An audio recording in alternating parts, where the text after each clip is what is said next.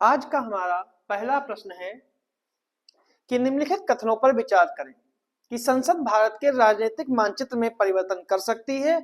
और दूसरा कथन है राज्य की सीमाओं में परिवर्तन के लिए राज्यों की अनुमति आवश्यक नहीं है। उपयुक्त कथनों में से कौन सा कथन जो है वो सही है? केवल एक, केवल दो, दोनों या फिर दोनों नहीं। ये आपको बताना है कि इसका कौन सा आंसर जो है वो सही है। ठीक है, तो इसका सही जो आंसर है वो आपका है सी ऑप्शन। ठीक है, क्योंकि इसके दोनों कथन जो है वो सही है। ठीक है, और सही इसलिए है कि अनुच्छेद 3 के अनुसार, संविधान के भाग अनुच्छेद 3 के अनुसार संसद को किसी भी राज्य में उसका राज्य क्षेत्र मिलाकर, दो या दो से अधिक राज्यों को एक में मिलाकर कोई राज्य बना सकती है, या किसी भी राज्य का आकार छोटा या बड़ा कर सकती है। यह संसद की उसकी अनन्य शक्ति है। ठीक है, यहां तक कि किसी भी राज्य का नाम भी बदल सकती है और उसकी सीमाओं में भी परिवर्तन कर सकती है।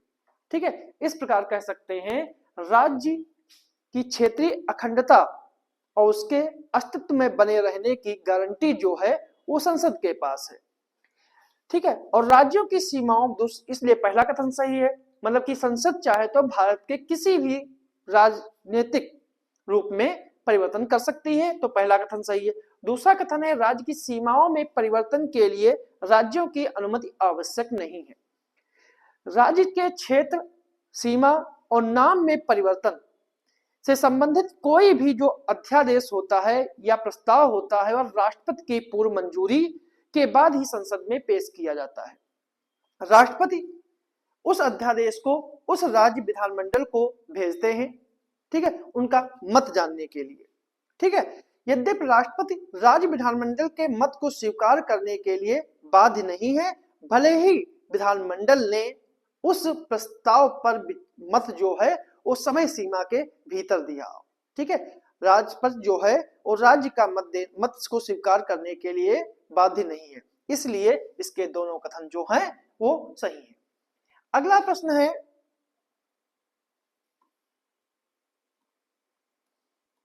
कि नीचे दिए गए अभिकथन और कारण है। ठीक है, अभिकथन है कि भारतीय संविधान में मूल कर्तव्यों को पूर्व सोवियत संघ के संविधान से लिया गया है और किसी भी लोकतांत्रिक देश के संविधान में नागरिकों के कर्तव्यों का उल्लेख नहीं है। तो इनमें कूट के आधार पर चयनित करना है कि कौन सा कथन जो है वो सही है।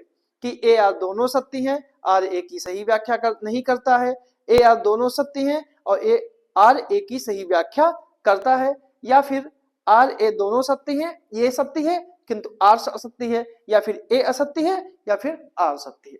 तो कौन सा इसमें जो है वो सही है ये आपको बताना है। तो इसका सही जो आंसर है, तो इसका सही जो आंसर है वो आपका है, आपका सी ऑप्शन, ए सत्य है लेकिन आर असत्य, मतलब कि पहला जो है वो सत्य है, आर जो है वो असत्य है।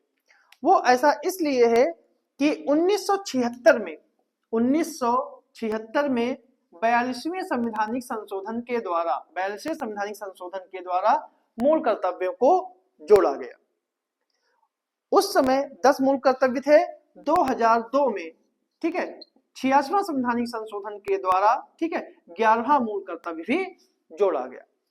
भारतीय संविधान में मूल कर्तव्य जो है वो रूसी संविधान से प्रभावित होकर लिए गए हैं, और जरूरी है कि जैसे अमेरिका, कनाडा, फ्रांस, जर्मनी और ऑस्ट्रेलिया जैसे संविधानों में मूल कर्तव्यों का कोई उल्लेख नहीं है। एकमात्र जापान जापान इकलौता ऐसा देश है, ठीक है, ठीक है, जहां पर संविधान में नागरिकों के कर्तव्यों को भी ध्यान में रखा गया है। इसके विपरीत समाजवादी देशों ने अपने नागरिकों के मूल अधिकारों और मूल कर्तव्यों को बराबर का दर्जा दिया है, इसलिए इसका सी ऑप्शन जो है वो सही है, पहला सही है और दूसरा जो है वो गलत है। अगला प्रश्न है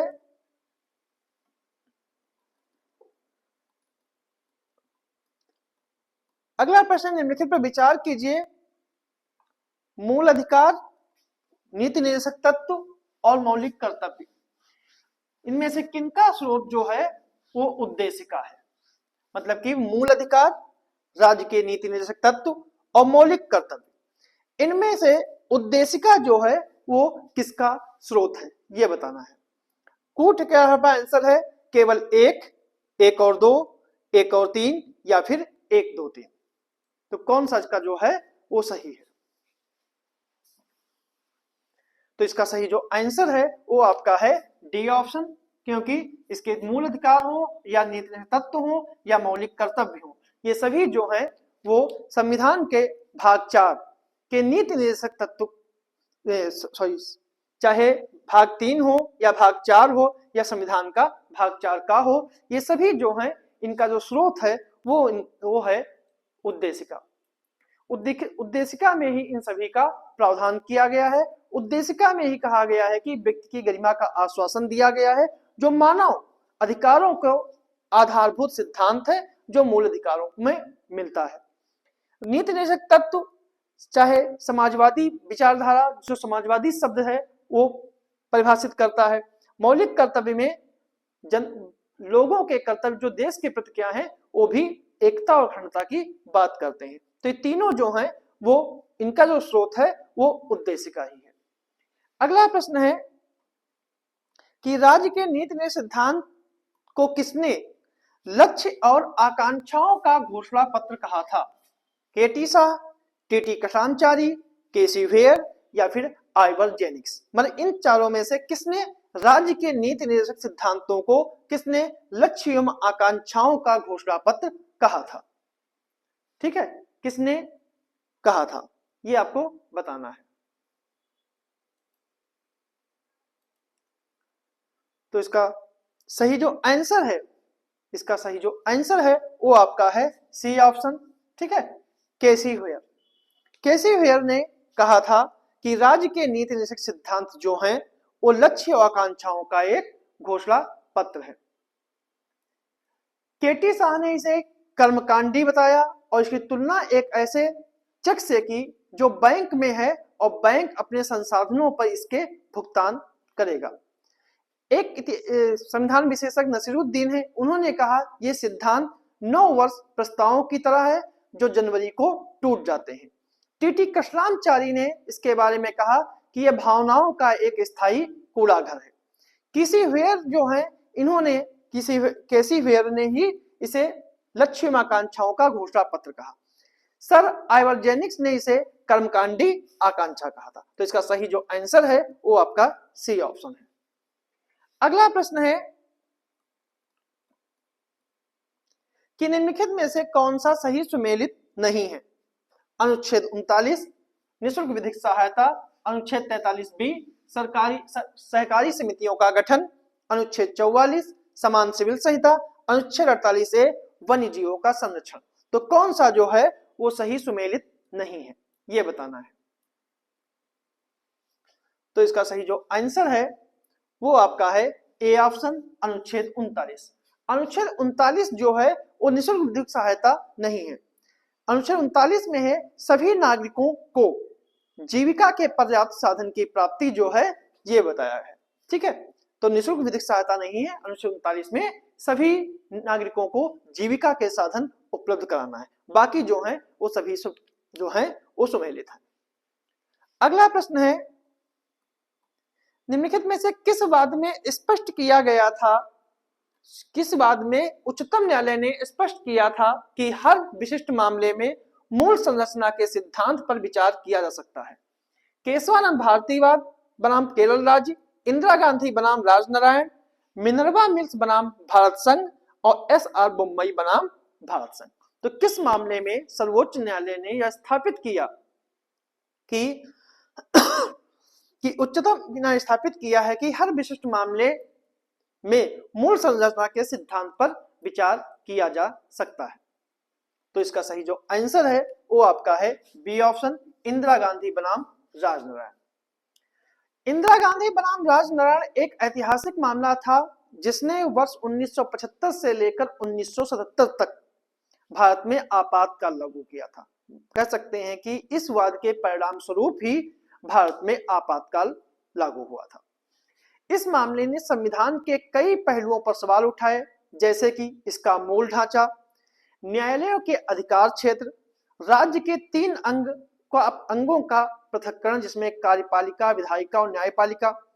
तो विधायिका के कार्य, स्वतंत्र निष्पक्ष चुनाव का अधिकार, कानून का शासन, न्यायिक समीक्षा, इन सब मुद्दों को राजनारायण बनाम इंदिरा गांधी वाद में शामिल किया गया था।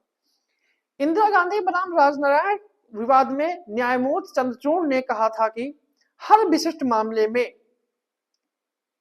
में मूल संरचना के सिद्धांत पर विचार किया जा सकता है, इसलिए बी ऑप्शन इसका जो है सही है। अगला प्रश्न है कि निम्नलिखित में से किस विषय में संशोधन करने के लिए केवल संसद के विशेष बहुमत की आवश्यकता होती है। ठीक है, कि निम्नलिखित में से किस विषय में संशोधन करने के लिए केवल संसद के विशेष बहुमत की आवश्यकता होती है। राजभाषा का प्रयोग, मूल अधिकार, राष्ट्रपति का निर्वाचन और संसद में राज्यों का प्रतिनिधित्व। ठीक है, तो किसकी आवश्यकता होती है, मतलब कि विशेष बहुमत की। तो इसका सही जो आंसर है वो आपका है बी ऑप्शन, मूल अधिकार। मूल अधिकारों में संशोधन करने के लिए संसद को विशेष बहुमत की आवश्यकता होती है। संविधान के ज्यादातर उपबंधों का संशोधन संसद के विशेष बहुमत के द्वारा किया जाता है, अर्थात मतलब कि यह है कि प्रत्येक सदन के कुल सदस्यों का बहुमत और प्रत्येक सदन में उपस्थित और मतदान करने वाले सदस्यों के 2/3 बहुमत, मतलब कि जितने प्रत्येक सदन के जो कुल संख्या है उनका बहुमत और प्रत्येक सदन में उपस्थित और मतदान करने वाले सदस्यों का 2/3 बहुमत। कुल सदस्यता का अर्थ है कि सदन के सदस्यों की कुल संख्या से है, चाहे इसमें रिक्तियां हो या अनुपस्थित हो। ठीक है, संसद के विशेष बहुमत की आवश्यकता मूल अधिकार, राज्य के नीति नेतृत्व और वह सभी उपबंध जो प्रथम और तृतीय श्रेणी से संबंधित नहीं है। यानी कि संशोधन जो है वो संविधान के भाग 20 में दिया गया है और इसके लिए अनुच्छेद 368 उल्लेखित है, जिसमें संशोधन जो है वो 3 प्रकार से होता है। एक तो साधारण बहुमत जिसमें आधे से एक उपस्थित, विशेष बहुमत में 2/3 बहुमत चाहिए और तीसरा जो है 2/3 बहुमत और प्लस आधे से अधिक राज्यों का अनुसमर्थन। ठीक है, अगला प्रश्न है राज्यसभा की शक्ति के संदर्भ में निम्नलिखित में से कौन सा कथन जो है वो सही है। राज्यसभा की शक्तियों से संदर्भ में निम्नलिखित में से कौन सा कथन सही है। धन विधेयक राज्यसभा में प्रस्तुत नहीं किया जा सकता है। राज्यसभा अविश्वास प्रस्ताव पारित कर सकती है। तो कूट के आधार पर चयनित करना है कि कौन सा कथन जो है वो सही है। ठीक है, कि कौन सा कथन सही है शक्तियों के संदर्भ में, केवल 1 और 2, ना तो 1 ना ही 2, केवल 1 या फिर केवल 2। तो इसका कौन सा जो है वो सही है। तो इसका सही जो आंसर है वो आपका है सी ऑप्शन, केवल 1, पहला सही है। ठीक है, कि धन विधेयक राज्यसभा में प्रस्तुत नहीं किया जा सकता है। राज्यसभा को उच्च सदन कहते हैं, इसको राज्यों की परिषद भी कहते हैं। ठीक है, राज्यसभा अप्रत्यक्ष पद्धति से लोगों का प्रतिनिधित्व करती है, क्योंकि राज्यसभा के सदस्य राज्य विधानसभाओं के निर्वाचित सदस्यों के द्वारा ही चुने जाते हैं। राज्यसभा की शक्तियों का कुछ सीमाओं का निर्धारण भी किया गया है, जैसे कि कोई भी धन विधेयक राज्यसभा में पेश नहीं किया जा सकता और राज्यसभा किसी भी धन विधेयक को स्वीकार करने या अस्वीकार करने और उसमें संशोधन करने की केवल सिफारिश करते हैं और सिफारिश मानने के लिए लोकसभा बाध्य नहीं है। यदि धन विधेयक जैसा कोई प्रस्ताव है, अब विधेयक आता है तो 14 दिनों की अवधि के भीतर उसे लोकसभा को लौटाया जाता है। ठीक है, अगर 14 दिन तक वो लौटाया नहीं जाता है सिफारिश सहित तो वह स्वतः पारित मान लिया जाता है। ठीक है, कोई विधेयक धन विधेयक है या नहीं, यह निर्णय लोकसभा का अध्यक्ष करता है। राज्यसभा वार्षिक वित्तीय विवरण यानी बजट पर विचार कर सकती है और इसमें अनुदान की मांगों को अस्वीकार करने की शक्ति उसको नहीं है। राज्यसभा को मंत्रिपरिषद में अविश्वास प्रस्ताव पास करने की शक्ति भी प्राप्त नहीं है। ठीक है, इसलिए पहला कथन सही है और दूसरा कथन जो है वो गलत है। दूसरा कथन जो है वो गलत है। अगला प्रश्न है, निम्नलिखित में से कौन से संसद के कार्य हैं? निम्नलिखित में से कौन से संसद के कार्य हैं? विधि निर्माण, कार्यपालिका पर नियंत्रण और विधि निर्माण, कार्यपालिका नियंत्रण और सार्वजनिक व्यय पर नियंत्रण। तो कौन सा कथन जो है वो सही है?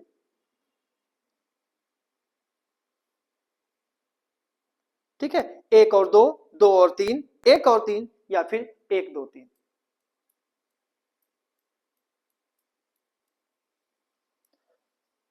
तो इसका सही जो आंसर है वो आपका है डी ऑप्शन। ठीक है, इसके तीनों कथन जो हैं वो सही हैं। ठीक है, भारतीय संसद का कार्य विधान बनाना, सलाह देना, आलोचना करना और लोगों की शिकायतों को व्यक्त करना और कार्यपालिका के कार्यों को शासित करना, वह संसद की ओर से ही शासन करती है। यदि कार्यपालिका को विधायी और वित्तीय प्रस्ताव तैयार करने और उन्हें संसद के समक्ष रखने और संसद के द्वारा किसी भी प्रकार की अड़चन पैदा किए बिना लगभग असीमित अधिकार प्राप्त होते हैं। ठीक है, इसलिए इसका जो है तीनों कथन इसके जो हैं सही हैं। संसद विधि का निर्माण भी करती है, कार्यपालिका पर नियंत्रण भी रखती है और सार्वजनिक व्यय पर नियंत्रण भी करना संसद का ही कार्य है, इसलिए इसके तीनों कथन जो हैं सही हैं। अगला प्रश्न है, प्रोटेम स्पीकर के संदर्भ में निम्नलिखित में से कौन सा कथन सही नहीं है? प्रोटेम स्पीकर के संदर्भ में कौन सा कथन जो है वो सही नहीं है?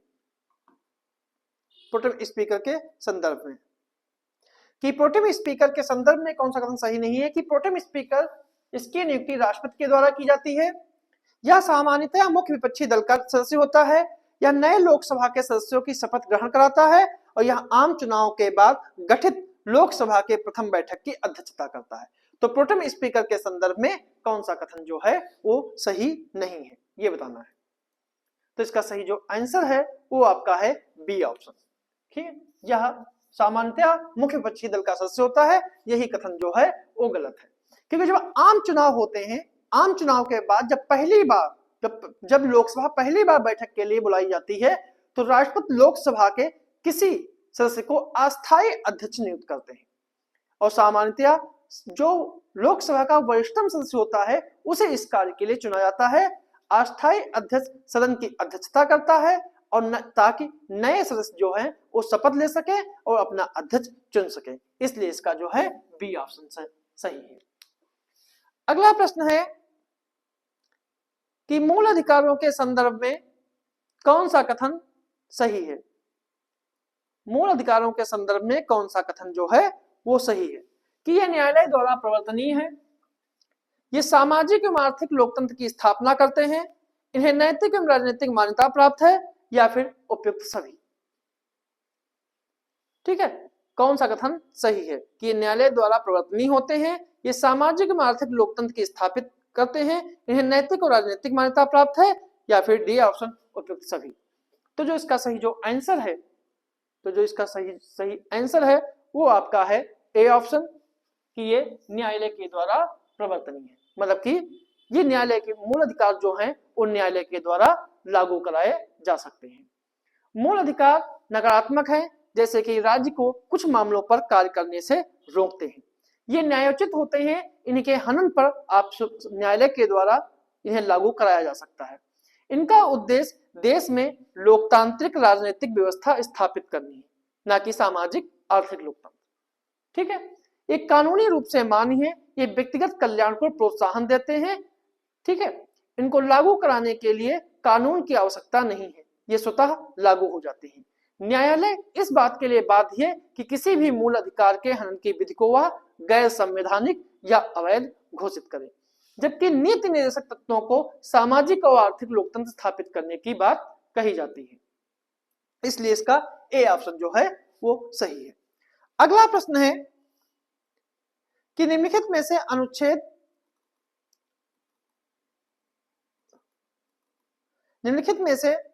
19(1) के तहत नागरिकों को प्राप्त है त्वरित सुनवाई का अधिकार, सूचना का अधिकार, शांति का अधिकार या फिर अवसर का अधिकार। मतलब अनुच्छेद 19(1) के तहत नागरिकों को क्या प्राप्त है? त्वरित सुनवाई का अधिकार, सूचना का अधिकार, शांति का अधिकार या फिर अवसर का अधिकार। तो इसका सही जो आंसर है वो आपका है सी ऑप्शन, शांति का अधिकार। ठीक है। भारतीय संविधान के अनुच्छेद 1 के अंतर्गत प्रत्येक नागरिक को वाक एवं अभिव्यक्ति की स्वतंत्रता का अधिकार दिया गया है।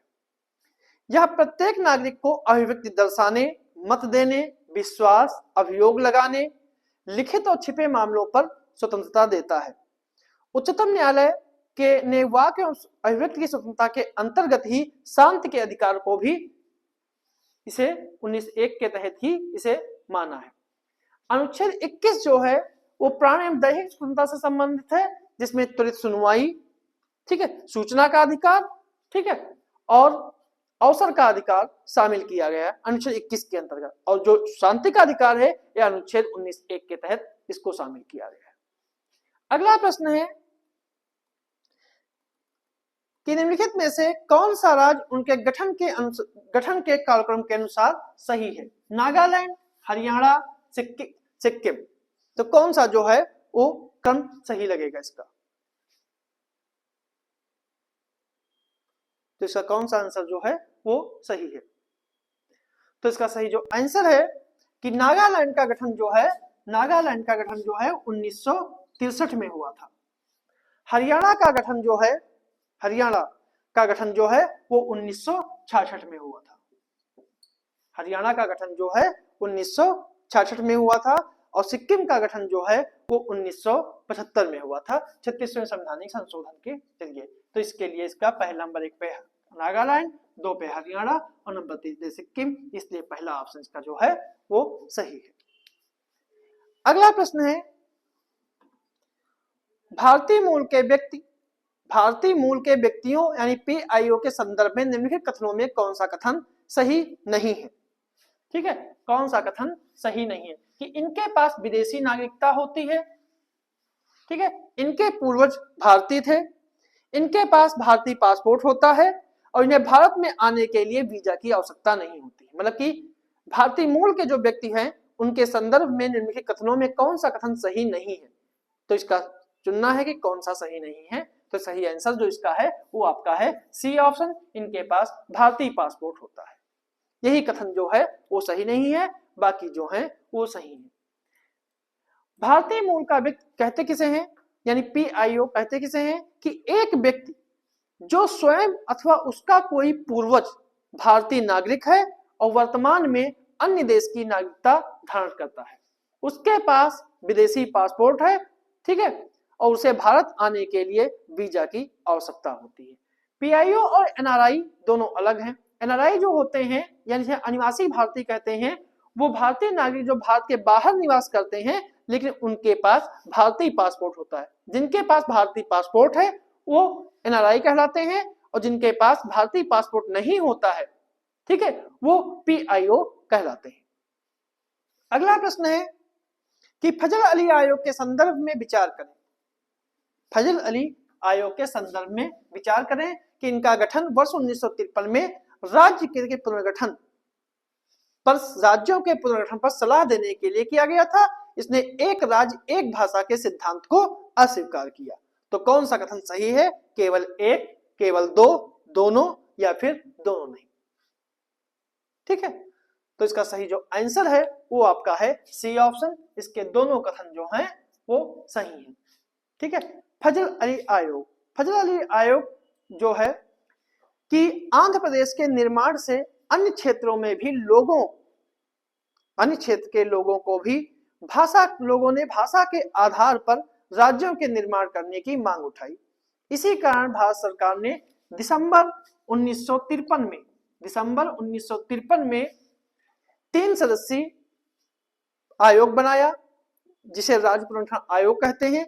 इसमें न्यायमूर्ति फजल अली, हृदयनाथ कुंजरू और के एम पनिक्कर को शामिल किया गया। हृदयनाथ कुंजरू और के एम पनिक्कर सदस्य थे और फजल अली इसके अध्यक्ष थे, इसीलिए इसे फजल अली आयोग के नाम से जाना गया। ठीक है, फजल अली के आयोग के नाम से जाना गया और इसके दोनों कथन जो हैं वो पूर्णतया सही हैं।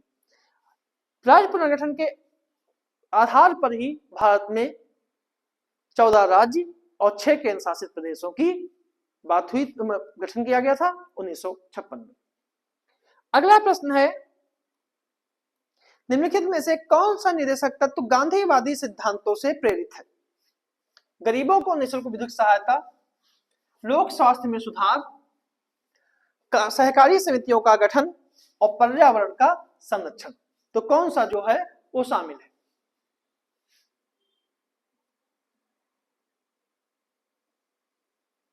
तो इसका सही जो आंसर है वो आपका है सी ऑप्शन, सहकारी समितियों का गठन। सहकारी समितियों का गठन स्वैच्छिक संचालन, लोकतांत्रिक और व्यवसायिक प्रावधान प्रबंधन को बढ़ावा देना, यह अनुच्छेद 43 ख में दिया गया है, 43 ख में, और यह गांधीवादी विचारों पर प्रेरित है। जबकि गरीबों को निःशुल्क विधिक सहायता जो है ये 39 क में है, 39 क में है। ठीक है, 39 क में है। लोक स्वास्थ्य में सुधार ये 47 में है और पर्यावरण का संरक्षण 48 क में है। ठीक है, जो निःशुल्क विधिक सहायता और लोक स्वास्थ्य में सुधार यह समाजवादी सिद्धांतों पर आधारित है, मतलब कि ए और बी ये समाजवादी सिद्धांतों पर आधारित है और पर्यावरण का संरक्षण जो है वो बौद्धिक सिद्धांतों पर आधारित है, जबकि सहकारी समितियों का गठन जो है वो गांधीवादी सिद्धांतों पर आधारित है। अगला प्रश्न है,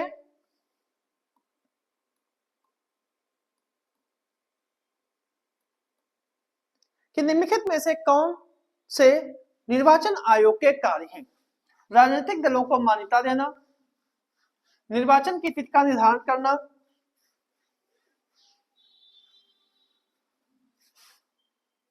निर्वाचन से संबंधित विवाद की जांच के लिए अधिकारी की नियुक्ति करना और निर्वाचक नामावली तैयार करना। तो कूट के आधार पर कौन सा कथन सही है? 2 और 3, 3 और 4, 1 2 4 या फिर 1 2 3 4? तो कौन सा कथन जो है वो सही है?